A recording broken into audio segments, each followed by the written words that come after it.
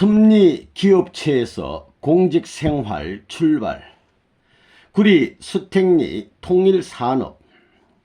우리 가족은 1969년도에 아산 토기공장을 떠나 구리 수택리로 이사해 왔다.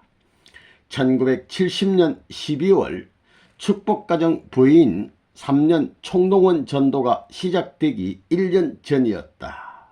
그러니까 참 아버님께서 1970년 12월 1일부터 36가정에서부터 777가정 우리 선배 가정의 사모님들을 총동원해서 3년 전도를 전부 다 내보내게 되었습니다. 버스를 타고 올라왔는데 떠나올 때 우리는 아무것도 가지고 오지 않았다. 아이들은 옷 입은 그대로였고 입으라고 솥, 숟가락, 젓가락 뿐이었다. 거기서 뭘 가져올 수 있는 것이 없었다. 그렇게 올라오기는 했지만 기술도 없고 가진 것도 없어서 어려운 생활을 하면서 마음고생도 심했다. 참 아버님께 공장에서 일을 좀 하겠다고 말씀드렸더니 무슨 일을 하겠느냐고 물으셔서 아무 일이나 하겠습니다 라고 대답하고는 통일산업 공장에서 경비 일을 했다. 문제는 가족들이 거처할 방이었다. 하는 수 없이 어느 집에 슬레이트 지붕 밑에 닭장에다가 방을 꾸몄다. 닭 키우는 닭장을 어디 비워가지고 그다 방을 꾸몄어요.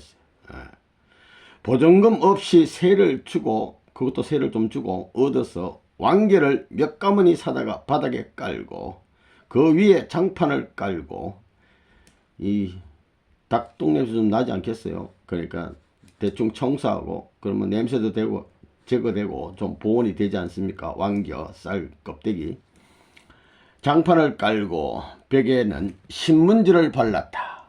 부엌도 없이 밖에서 연탄을 떼서 밥을 했다. 거기에서 3년간 겨울을 났다. 참으로 어려운 생활을 했습니다. 월급이 나오면 쌀 한 가마니를 사고 뭐 좀 사면 끝이었다.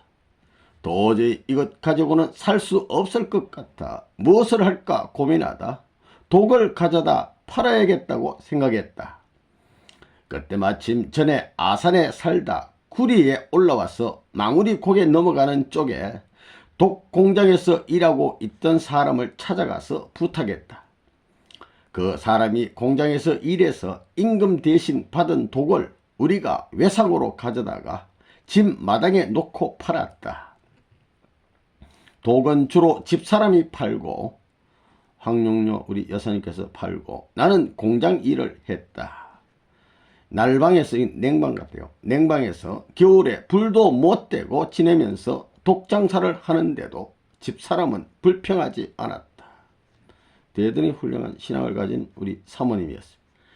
그러다가 집사람이 3년 전도 임지에 나가게 되면서 장사를 그만두었다. 장사 그만두고 아버님이 임지 활동 가라니까 또 그리 가시고 큰아들 성규는 아산에 있을 때 초등학교를 졸업하고 중학교에 입학했다. 그때 사정상 1년 정도 자취하면서 남아있다가 전학해서 도농중학교에 다녔다. 잠시 1년 동안 아드님하고 참 이상가족이 됐어요.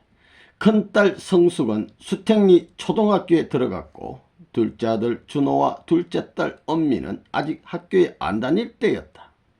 내가 주간에 근무하면 아이들을 돌볼 수가 없어서 야간 근무를 하면서 돌봤다.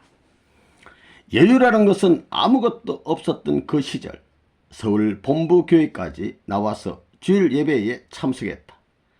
수택리에서 미니버스를 타고 나오는데 버스가 망우리 고개를 갈지짜길로 다니던 때였다. 길이 좀 이리 비뚤비뚤 하단 말이야. S자로. 그 버스를 타고 서울역에서 내려 청파동으로 걸어가서 예배를 드리고 다시 그 버스를 타고 돌아오곤 했다.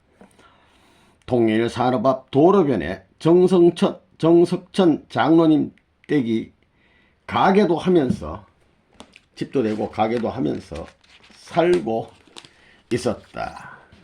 먼저 이 그림을 보면 당시에 우리 수택리에 이 통일동산이 여기에 있었다고 합니다. 이 그림인데, 그 그림인데요. 이 직원들이 축구 경기를 하고 있는 장면입니다. 이 수택리, 경기도 구리 수택리. 그런데 출퇴근할 때 그 집 앞을 오가면, 그 앞을 이렇게 왔다 갔다 지나가게 되면 개가 나와서 새벽이고 밤이고 앙앙거리면서 짖어댔다. 아무리 해도 멈추질 않아서 어느 날 개의 천적이 호랑이라고 알고 호랑이 가면을 쓰고 응 하니까 오줌을 싸고 마루 안에 들어가서 나오지 않았다. 통쾌. 호랑이를 본 적도 없는 개가 본능적으로 알아차리고 오금을 저리듯 피하는 것을 봤다. 언젠가 그 이야기를 참 아버님께 드렸더니 박장대소하며 웃으셨다. 또 그것을 자주 식구들 앞에 예화로 말씀하셨다. 이런 일이 있었고, 첫 번째 물질 축복의 언사. 용현이 삼형제가 한 집에 살던 사촌 동생들이지만 아산에서 옹기 공장을 할 때 1973년 전에는 얼씬도 하지 말라고 했다. 이건 아버님 말씀인데, 훗날 참 아버님은 이렇게 자주 말씀하셨다. 73년 전에는 얼씬도 하지 말라. 안 도와줘. 그때는 국가적 승리 노정인데 1970년대 세계적 노정에 축복가정 부인들이 3년 동안 전도를 끝내면서 오라고 했다고 뜻적인 이유를 밝혀주셨다. 이 3년 전도 끝나고 나니까 이제 좀 이렇게 챙겼다 이 말입니다. 참 아버님은 아무리 가까운 친족이라도 철저한 공적 기준을 우선해서 대해주셨지 달리 특혜를 주거나 하지 않으셨다. 그런데 과연 그러한 천운의 때가 이런 것이었을까? 구리 수택리 시절 어느 날 나는 지금까지도 생생하게 기억되는 꿈을 하나 꿨다. 요셉이처럼 꿈 하나 딱 꿨는데, 꿈 내용이 큰 비행기가 공중에 떠서 전단을 뿌리는데 마치 눈이 오듯 쏟아져 내렸다. 땅바닥에 떨어져 쌓인 전단에는 붉은색 동그라미가 그려져 있었다. 그 가운데 문짝 하나가 떨어져 있었는데 유리도 안 깨지고 그대로였다. 신기하다고 생각하면서 몇 발짝을 걸어가다가 문득 스치는 생각이 있어 돌아서서 그 문짝을 집어들고 다시 길을 가다가 꿈을 깼다.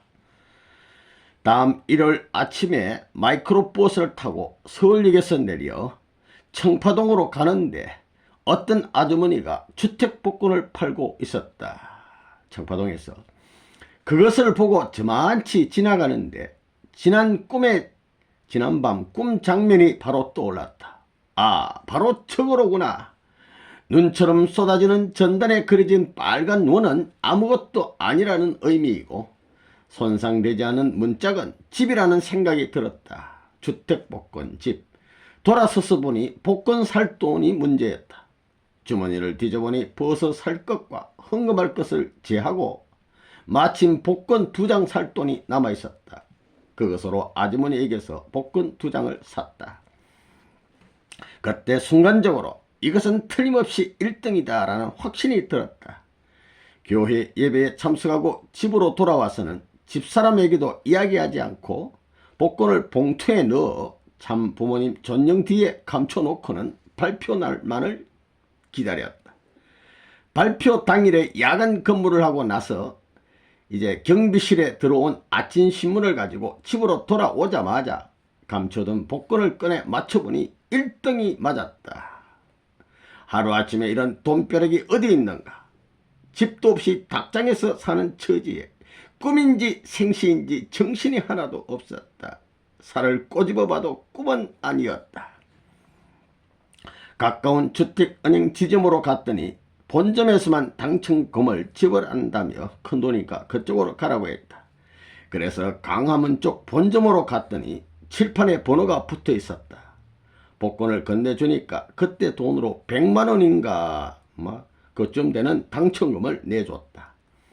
당시 이문동에 2층 집 한 채에 30만원 정도 할 때였으니 100만원이면 집 3채를 살 수 있었다. 큰 돈 버는 거예요.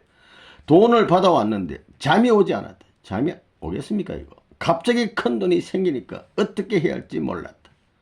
일단 임운동 쪽에 집을 하나 사놓고 보자는 생각을 하고 수택리 공장 책임을 지고 있는 성룡형을 찾아갔다. 형님, 제가 문제가 생겼습니다. 형이 무슨 일이냐고 물었다. 다른 게 아니고 주택복권이 하나 당첨됐는데 어떻게 하면 좋겠습니까? 우선 임운동에 집을 하나 사려고 하는데 어떨까요? 성룡형은 그것이 사실이냐면서 깜짝 놀라면서도 이 사람아, 지금 36가정들도 집이 없어서 남의 집살이 하는 처지인데 임자가 집을 사면 다들 뭐라고 하겠나? 생각 좀 해봐라 라고 했다. 그 말도 일리가 있어서 일단 집으로 돌아와서 고민했다. 야, 이거 어떻게 해야 되나 이거. 응? 결국 참 아버님께 돈을 가지고 가서 말씀드렸다. 응? 그러니까 이 돈을 어떻게 썼으면 좋겠습니까 하고 아버님 앞에 내놓으니까 네 팔자에 생긴 돈인데 왜 나에게 가져오느냐. 너 마음대로 해라. 응? 참 아버님이 그렇게 말씀하시니 더욱더 고민이었다. 최종적으로 그 돈을 통일산업공장에 집어넣기로 하고 성룡형에게 갔다. 공장에 돈 주려고. 아, 대단한 성품. 형님은 마침 공장 자금 상황도 어려운데 잘 생각했다라고 하면서 공장에 들여놓으라고 해서 그렇게 했다. 거기에서 큰 돈 다 넣고 조금 그 서름돈 조금 짜투리 좀 남은 거 그거 가지고 이제 어렵잖아요. 이거 이부자리도 좀 사고 방 2개짜리 전세를 얻어서 옮겼다. 집도 하나 못 샀어. 당장 닭장 방 생활을 면하다 보니 천국도 그런 천국이 없었다. 연탄을 가지고 밖에서 지금 끓이면 판이야. 그 일은 3년 총동원 전도가 끝날 무렵에 있었던 것 같다. 나는 지금까지 살아오면서 그런 형태의 축복을 몇 번이나 받았다. 언제나 공적인 일을 먼저 생각, 돈을 생겨도 내 돈이라 생각하지 않고 귀하게 뜻적으로 사용하는 귀한 참 분이었습니다. 서울 원효로 원일 철강 사업. 그 뒤로 얼마 있다가 김원필 선생이 나를 찾아왔다. 서울 용산의 원효로에 조그만 집을 하나 샀다면서 거기에 가서 사장을 하는 것이 어떻겠냐고 했다.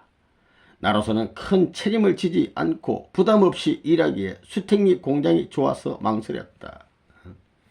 이제 조금 경력이 붙었는데 그러자 김원필 선생은 참 아버님 사촌 동생이 공장 수의실에서 손님이 오면 문이나 열어주고 하는 것이 보기에도 난처 하니 원효로로 가는 것이 좋겠다고 거듭 권했다.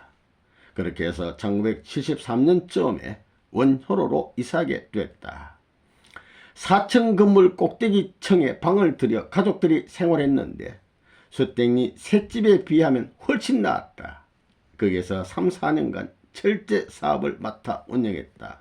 쇠 같은 거 파는 거. 그때 구리 수택리 공장에서는 우리 수택리 아까 그 공장 봤는데 철강을 사다가 육각을 뽑아내서 원효로에서 판매했다. 처음에는 통일철강이라고 했는데 나중에 원일철강이 됐다. 큰 철강 회사에서 거친 철제를 차로 실어와서 다이아몬드 같은 것으로 강제로 뽑아내 공업용 철제를 만들어 내는 것이다. 그렇게 육각으로 뽑아내는 것이 더 비쌌다. 그런데 가만히 보니까 큰 철강 회사가 원자재를 보내오면 우리 공장에서는 제대로 무게를 달아보지도 못하고 받고 있었다. 우리 공장에서 뽑아낸 철제를 판매장에서 팔 때도 제대로 달지 않고 있었다. 이 문제가 있지 않나요?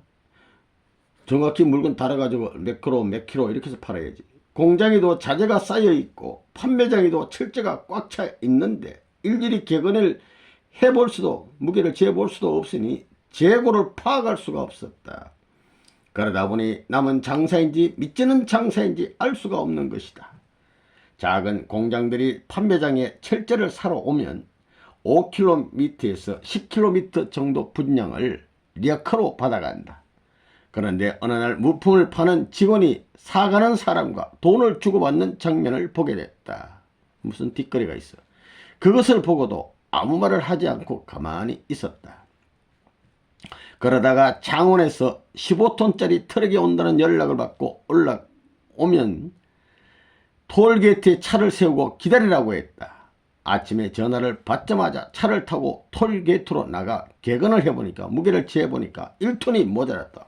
15톤 철을 보냈는데 14톤밖에 안 보내. 벌써 자재를 사올 때부터 미치고 있었다. 그렇게 한 달 반을 조사해 봤더니 여태까지 남은 것 없이 원금만 잘라먹는 헛장사를 하고 있었다. 실컷 고생만 할 뿐 사업이 아니었다. 그런 내막을 공장 책임자인 육총 형들에게 보고하면서 주인이 일일이 달아보고 해야 한다고 건의했다. 형들도 수긍해서 숙탱이 공장 앞에 개근장을 만들게 됐다. 무게 대는 딱 재는 거 딱 만들어놨어. 그때부터 정확하게 무게를 달자 거래처가 점점 떨어져 나가면서 결국 그 이득 없는 철제 사업은 그만두게 됐다. 이런 겁니다. 그 당시 정부에서 공업을 양성화하기 위해 고속 선반 만드는 사업을 장려했다. 돈을 정부가 지원하고 공짜로 주다시피 해서 많이 만들도록 한 것이다. 정부에서 지원할 때 업체를 다니면서 목표 분량을 미리 신청받았다. 그런데 각 대리점에서는 정확한 조사도 하지 않고 책상에 앉아 대충 써서 올리는 상황이었다. 나는 실제 지원받겠다는 사람만을 가려서 올렸다. 그러다 보니 신청 분량이 지방에서는 몇백 대가 되는데 나는 40여 대밖에 안 됐다. 사장인 육촌형이 화를 내며, 이번엔 좀 사업성이 있어. 사업할 자격이 있느냐고 나무랐다. 내가 실제로 받을 수 있는 분량만 제대로 가려서 올렸다고 해도 고지됐지 않았다. 나는 모든 것을 진실하게 하려는데 믿지를 못하니 그만둘 수밖에 없었다. 사람이 좀 진실하고 정직해야 되지 않습니까? 문시 가정의 성품이 정직, 진실. 그 무렵 통일중공업은 종로에 사무실을 두고 창원에서 주물 공장을 짓고 있었다. 쇠를 녹여가지고 이제 딱 제품 만드는 거, 주물 공장. 그런데 바람이 불어 몽땅 쓰러진 사건이 생겼다. 사장이 자기 잘못이라고 근신하는 마음으로 원효로로 옮기겠다면서 나에게 그 집을 내달라고 했다. 살고 있는데 사장이 그러겠다는데 싸울 수도 없고 난감한 나머지 결국 다 알아서 하라고 집을 내놓게 됐다. 본래 김원필 선생이 내 몫으로 샀던 것인데 회사에서 그 건물을 일방적으로 처리하게 된 것이다. 그렇게 되자 또 갈 데가 없었다. 퇴직금도 없고 복금 당첨금도 기부하고 나왔으니 아무런 대책이 없었다. 이렇게 있다가는 안 되겠다 싶어 정신을 바짝 차리고 중고 기계 장사를 하기로 하고는 서너 평 되는 조그만 가게를 영동포에다 얻었다. 중고 기계를 팔면서 외상을 준 다음에 돈이 안 들어오면 공매해서 찾아오는 방식으로 운영했다. 참 부모님 물질 축복의 운세. 우리는 원효로 집에서 나온 다음 여의도 광장 아파트에서 싸글세를 살면서 월세를 살면서 영동포에서 중고 선반 장사를 4, 5년가량 했다. 옛날 시립병원 쪽 기계상가 골목에 있었다. 그러다가 집세가 올라 더 이상 살 수가 없어 쫓겨가다시피 싼 데로 간다는 것이 잠실 장미 아파트로 들어가게 됐다. 그때만 해도 잠실은 지금과 전혀 다른 시절이었다.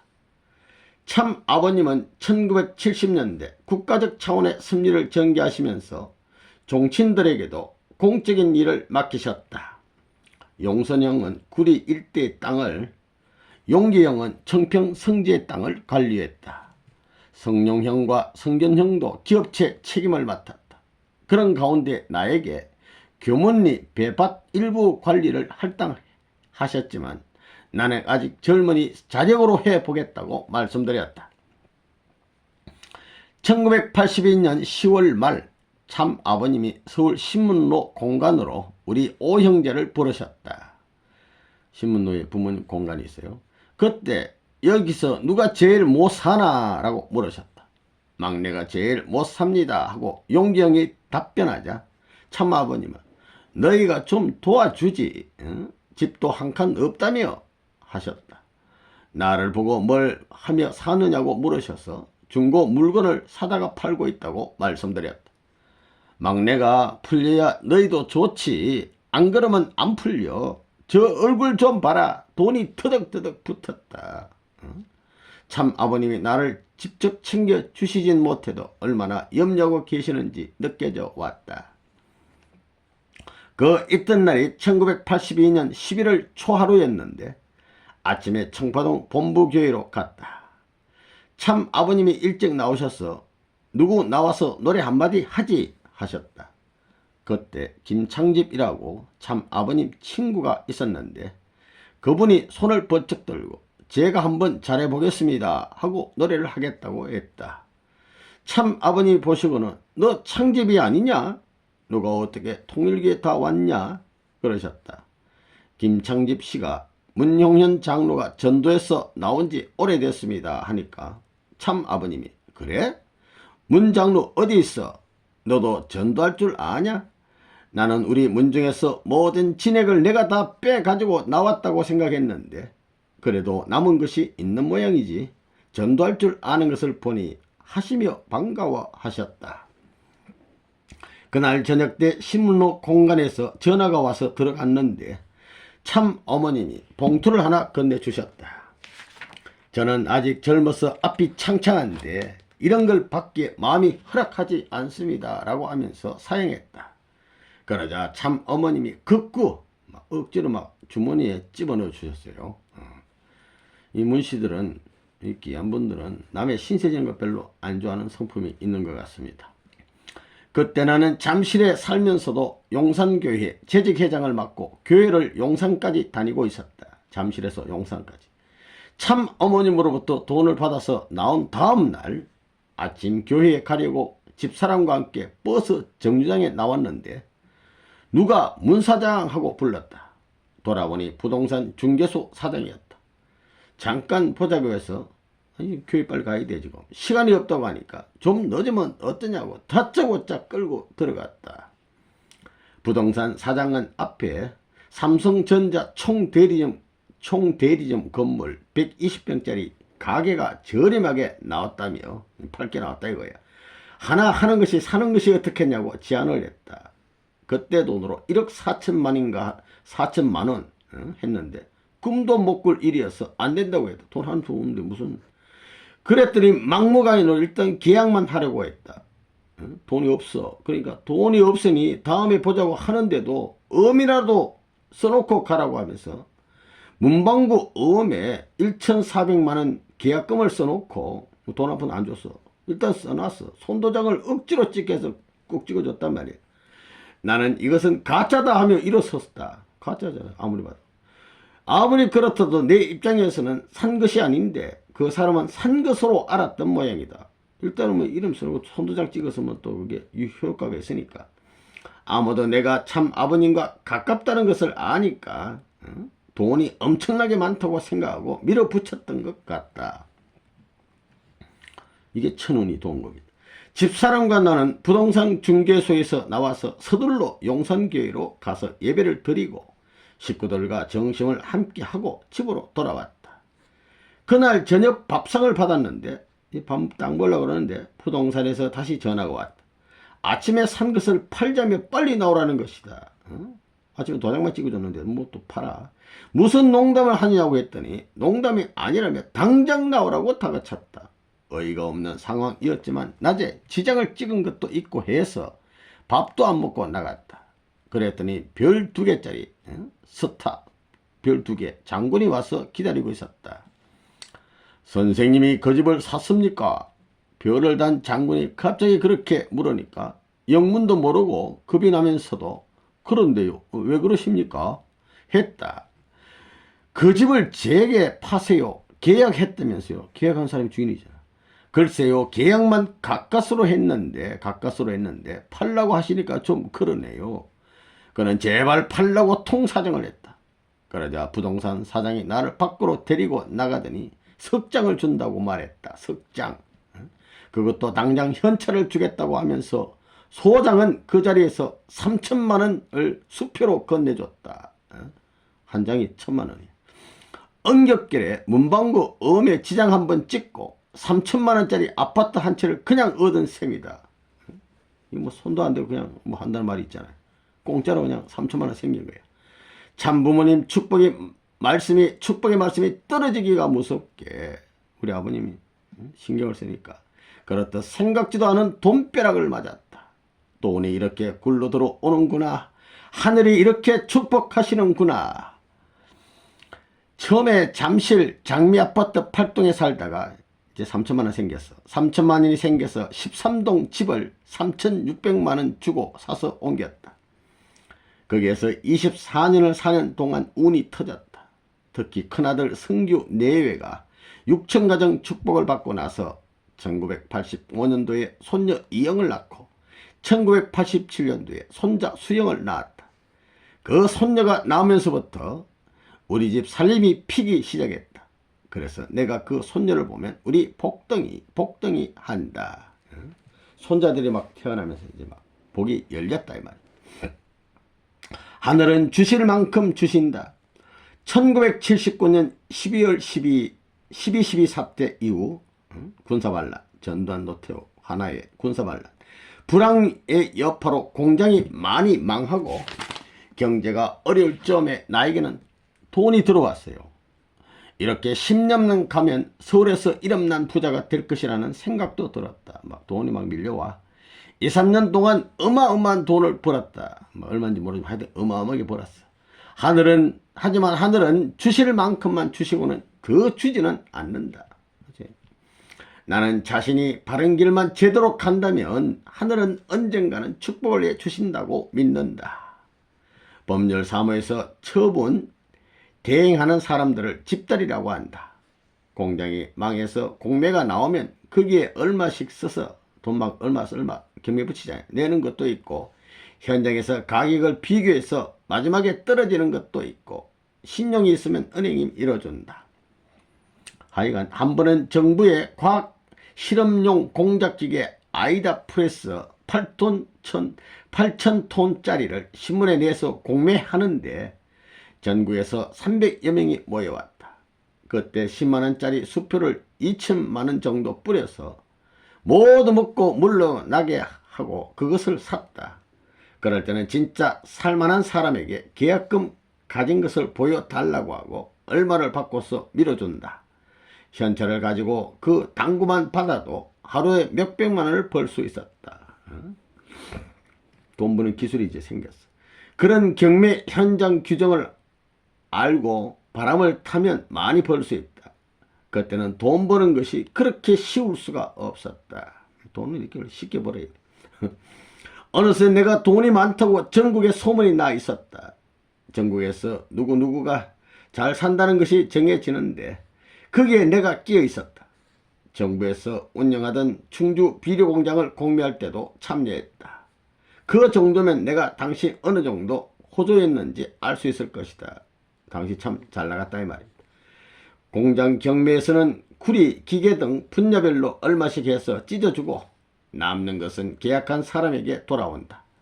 40일 안에 돈을 거둬 은행에 들여놓으면 기계는 내가 팔을 수 있다. 다 팔 수 있다. 자본을 얼마 안 가져도 신용만 가지고 할 수 있는 일이었고 뭐든 사기만 하면 남을 때였다. 돈이 막 벌려 어디됐든 간에. 그러던 중에 참 아버님이 부르신다고 해서 찾아뵈었다. 어떻게 아셨는지. 우리 아버님 가만히 앉아 계시다 하잖아. 야, 너 요즘 돈 많이 번다고 소문 났더라. 그거 하지 마라. 소문이 나빠. 망하는 사람들 재산을 사면 그 사람들이 문총재 동생이 그런다고 할 텐데 그러면 되겠어? 라고 하셨다. 그대로 1, 2년만 더 가도 많은 돈을 벌 수 있을 때이니까 좀 아쉬웠다.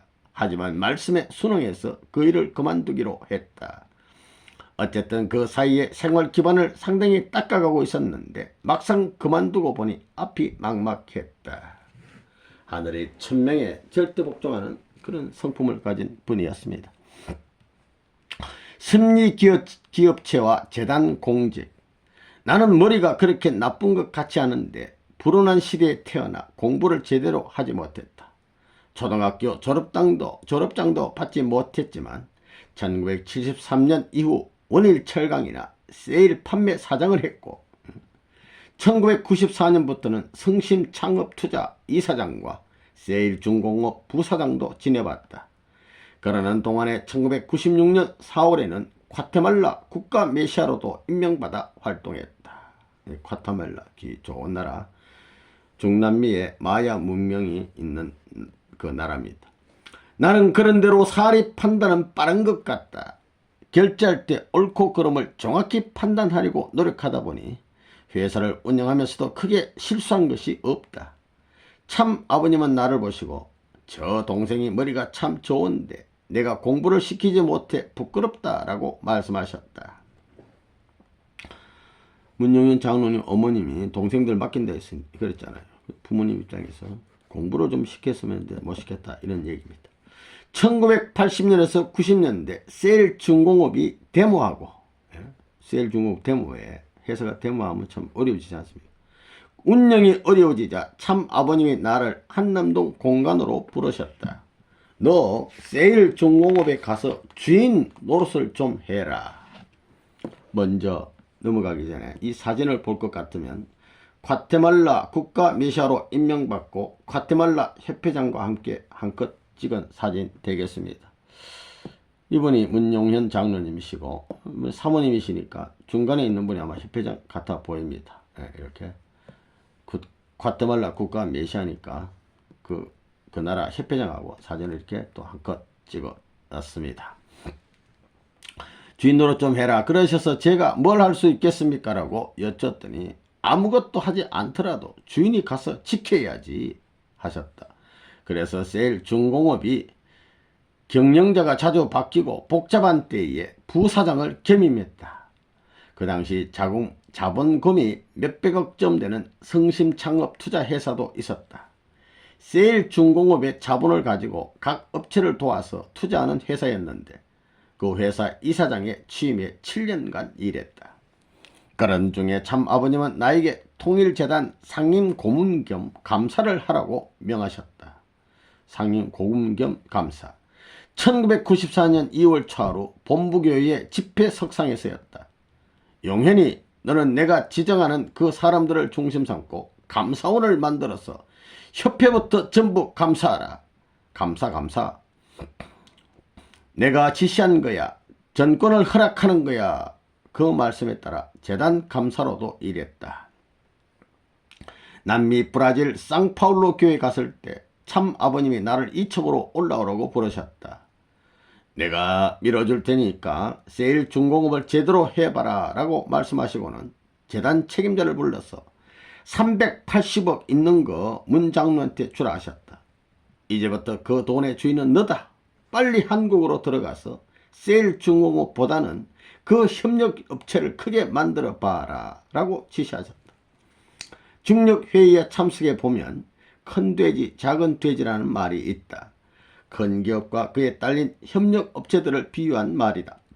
당시 셀중공업의 협력업체는 12개 정도가 됐다. 거기서 부품을 만들어 셀중공업에서 조립해서 완제품으로 나갔다. 큰 기업이 문제가 되면 항상 작은 업체들이 희생했다. 그래서 큰 돼지를 살려야 작은 돼지가 산다는 말이 나온 것이다. 그것이 논리적으로는 맞는 말 같지만 실제로는 그렇게 되지 않는다. 작은 집이 큰 집을 위해서 심부름꾼처럼 산다면 재미도 없고 발전도 없는 것이다. 그런데도 셀중공업이 그런 논법을 내세워 나가니 한 달에 130억이 계속 적자인 상태에서 부도 위기에 몰렸다. 참 아버님이 어떻게 생각하느냐고 물으셨을 때 나는 솔직하게 말씀드렸다. 저는 반대입니다. 공장이 일하는 것이 아니라 사람이 일하는 것입니다. 그런데 쓸만한 사람은 다 빠져나갔습니다. 기계는 고장이 나서 계속 고치기만 해야 합니다. 참 아버님은 알았다. 이제부터 문 장로 체제로 나간다. 너가 진짜 주인의식을 가지고 있으니 다르다. 그거 하나만 잊지 않으면 된다고 하셨다. 하루아침에 나에게 고난을 주시니 모두가 놀랐다. 저는 자신이 없습니다 하고 사양했지만 참 아버님은 몰라도 주인의식을 가지면 된다고 다시 강조하시며 맡기셨다. 사실상 셀중공업은 데모나 하고 제 밥벌이는 밥벌이 하는 독특한 사람은 이미 빠져나가고 제 밥벌이 못하고 문제있는 사람만 남아있는 꼴이니 전망이 없었다. 회사는 껍데기 모양만 덩그렇게 남아있었다. 큰 공장을 살려야 작은 회사가 산다고 하지만 이미 큰 공장이 병들어 살릴 수가 없었다. 무한정 투자에도 이미 어려운 상태였다.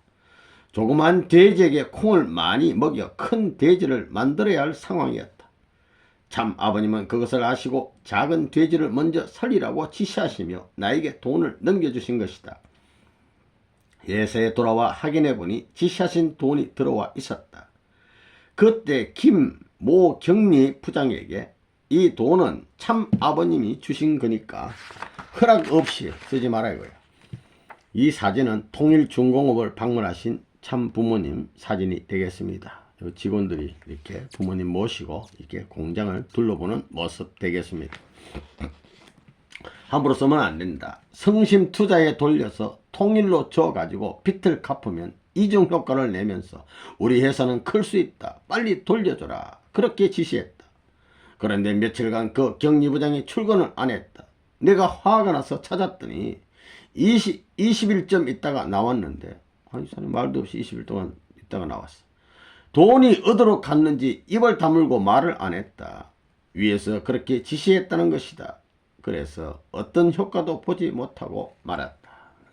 말 들을 사람 말을 들어야지. 잘못된 거야. 이런 복잡한 일이 많이 있었다.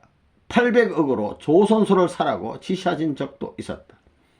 그 돈을 어떻게 썼는지 모른다. 지금도 생각하면 잠이 안 오는 일들이다. 아무튼 그때 재단 책임자는 이제 세일은 살았다. 우리를 도와줄 사람이 나타났다 라고 하면서 마포 돔빌딩 아래 사무실을 차려놓고 그들을 임원으로 임명해 대우하고 있었다.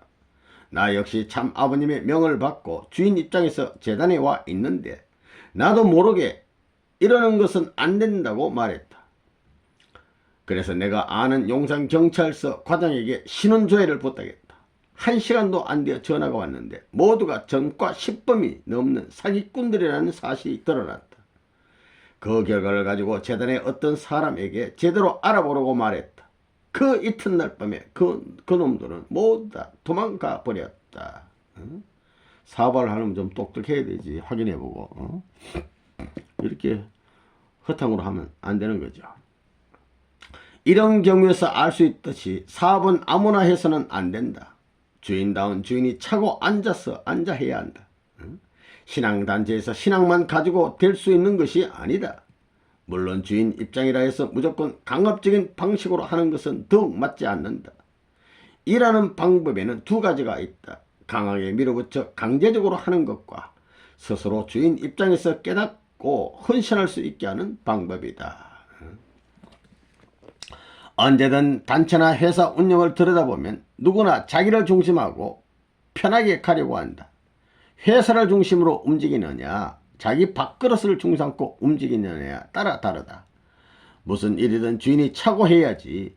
월급쟁이는 책임감이 부족하고 항상 해퍼서 막 그냥 낭비해. 아껴서 안 써. 해퍼서 회사가 발전하기 어렵다. 아무리 신앙을 가지고 정직하게 한다고 하지만 자기를 앞세우다 보면 분쟁과 갈등이 일어나고 문제가 생긴다. 주인의식을 가지고 뭐 좀 챙겨야 된다는 거예요. 그냥 뭐 잘 하겠지 라고 맡기놓으면 안 돼. 사업은 정성 들이지 않으면 잘 될 수가 없다. 흥하고 망하는 것은 그 점에 달려있다. 일찍 문 열고 늦게 닫고 남이 노는 날도 일해야 소문이 나서 사람이 모인다. 주인이 주인 노릇 하도록 해줘야지. 주 5일째가 째니 뭐니 해서 시간을 정해 놓으면 안 된다. 그런 점에서 참 아버님은 아무것도 모르는 나에게 중책을 맡기실 때 너는 주인이다. 시키는 대로 하면 너는 할 수 있다라고 격려하신 것이다. 참으로 성심성의껏 일을 해야 되는 것입니다. 나는 어떤 경우에라도 참 아버님이 명하신 기준에서 상임 고문으로서 할 일을 다 하기 위해 최선을 다했다. 보이지 않는 재산이 술술 새 나가는 것을 보게 되면 나 나름대로 막아내기 위해 노력했다. 내가 재단 일을 보고 있을 당시 김대중 대통령이 세계일보 창간 기념식에 와서 참 부모님과 함께 여럿이 케이크 커팅을 한 적이 있다. 그 사진을 우리 신문 전면에 냈는데 공교롭게 참 부모님 중심으로 대통령은 구석에 끼어있는 모양새로 사진이 나온 바람에 청와대에서 문제가 됐다. 박정희 대통령 당시 김대중 씨를 도왔던 인사로서 우리 유지재단 변론을 맡았던 모 변호사가 있었다. 그 사람이 나에게 좀 보자고 하더니 이 상황에서 그렇게 되면 어떻게 일을 하겠느냐라고 하소연했다. 그러면서 사람을 쓰려면 제대로 자료를 주던가 해야지, 자료를 안 주고 원리 강의만 들으라고 하면서 쓸데없이 돈만 쓰고 뭡니까? 라고 해서 몹시 난감했다. 참 아버님께 정황을 보고하고 재단 이사장을 만나서 물었더니 대꾸도 없이 자리를 떠리고 해서 구전 말을 좀 해줬다. 좀 딱딱하게 한 말 해줬어. 그랬더니 또 참 아버님께 보고가 돼요. 오히려 나를 꾸짖으시니 내가 다 잘못했다고 말씀드리고 말았다. 서로 의논하면서 뜻을 모아가면서 일하면 좋은데 그게 쉽지 않았다. 그 과정에 그런저런 사연들이 묻어있다.